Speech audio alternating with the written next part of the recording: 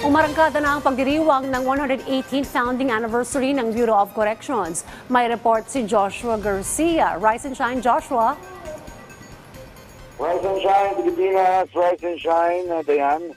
Nakatakdang simulan ngayong araw ang isang linggong selebrasyon para sa komemorasyon ng 118th founding anniversary ng Bureau of Corrections na may tema na Bagong Bucor sa Bagong Pilipinas.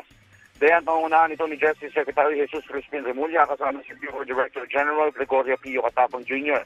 Kung saan ay pagkatapos ng misa at flag raising ceremony ay susundan ng pagkilala sa mga loyalty awardees at model employees. Nakatakda din ngayong idaos, Dayan, ang graduation ceremony na nasa maigit 500 trainees ng Bucor. Ngayon din bubuksan ng bazaar na magbibida naman ng mga handmade crafts ng mga persons deprived of liberty. At sa ngayon, Dayan, ang sitwasyon dito ay nakita na natin dito si Director General Catapang na tumalungan ng misa habang iniintay naman natin ang pagdating ni Secretary Remulla. Diyan muna ang mga pinakuling balita. Balik siya, Dayan. Maraming salamat, Joshua Garcia.